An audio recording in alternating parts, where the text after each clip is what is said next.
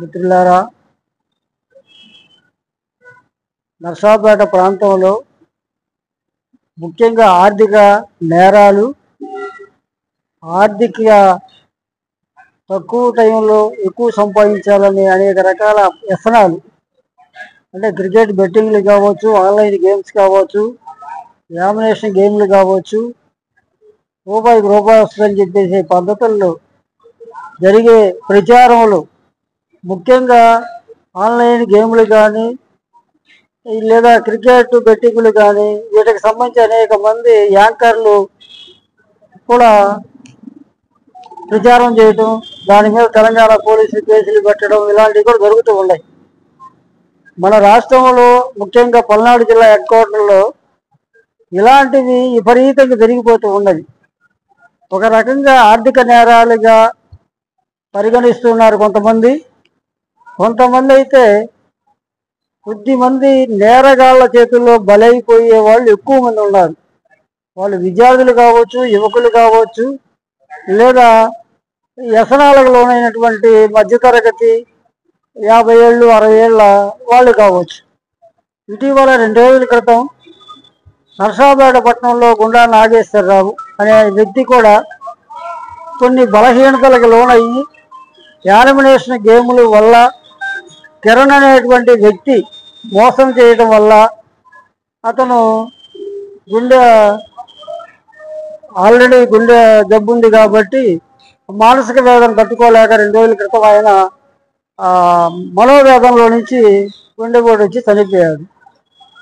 అంటే నాగేశ్వరరావు లాంటి వాళ్ళు ఎంతోమంది, కొంతమంది రైలు కింద పడి చనిపోతున్నారు, కొంతమంది ఉరేసుకొని చనిపోతున్నారు. ఇలా అనేక మంది ఈ రోజున మరణించడానికి ప్రధాన కారణం ఏంటంటే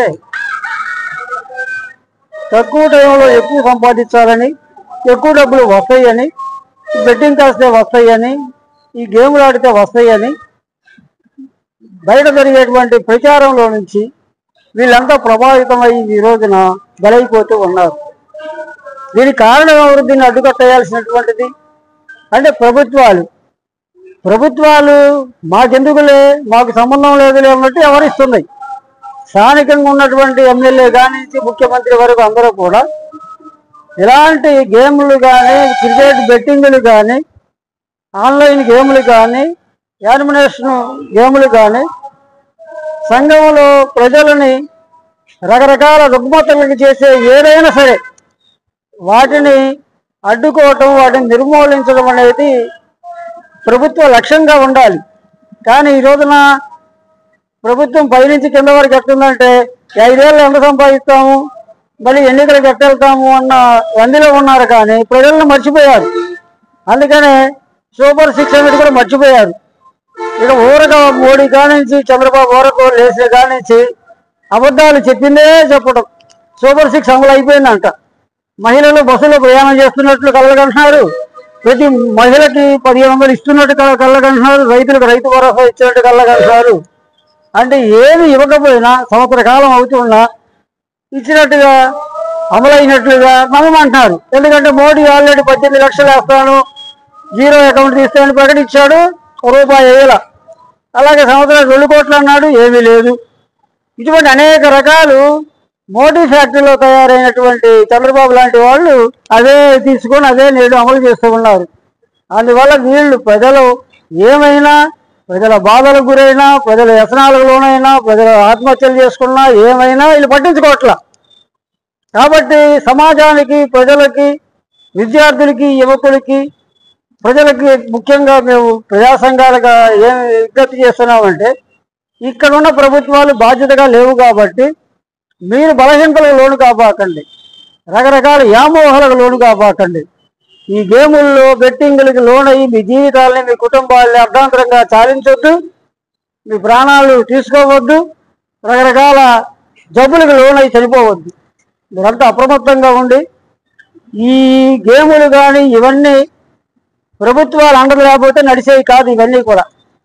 కాబట్టి ఏదో ఒక రూపంలో ప్రభుత్వ అండదండలతోటి ఇవన్నీ నడుస్తున్నాయి. కాబట్టి ప్రజలే తమ యొక్క బాధలు పోవటానికి, తమ వ్యసనాలు లోను కాకుండా ఉండటానికి చైతన్యవంతంగా ప్రజలు పెద్ద ఎత్తున ముందుకు రావాలి. వ్యసనాలకు లోను కాకుండా వాళ్ళకై వాళ్ళు చైతన్యవంతంగా ప్రయత్నం చేయాలి. అలాగే ఉద్యమ సంస్థలు కానీ కమ్యూనిస్ట్ పార్టీలు కానీ అంతా కూడా ప్రజల్ని ఎడ్యుకేట్ చేయాల్సిన అవసరం ఉంది ఈ రోజున. ఎందుకంటే ప్రజల పక్షాన ఉండాల్సింది కమ్యూనిస్ట్ పార్టీలు కావచ్చు, లెఫ్టిస్టులు కావచ్చు, అనేక మంది ప్రజాస్వామికవాదులు కావచ్చు.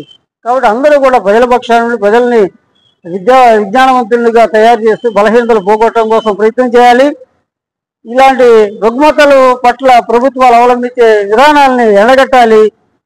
దీనికి వ్యతిరేకంగా పోరాడాలని ఈ సందర్భంగా విజ్ఞప్తి చేస్తూ, నాగేశ్వరరావు లాంటి వాళ్ళు బలి కావడానికి సమాజంలో ఉన్న రుగ్మతలే కారణం.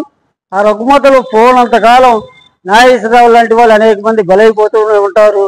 కాబట్టి ప్రజలు అప్రమత్తంగా ఉండి వ్యసనాలకు లోను కాకుండా సమాజ పురోగతికి దోహదం చేసేలాగా ముందుకు రావాలని, వ్యసనాలని అడ్డుకోవాలని, వ్యసనాలకు గురి కావద్దని సందర్భంగా విజ్ఞప్తి చేస్తూ ఉన్నాం.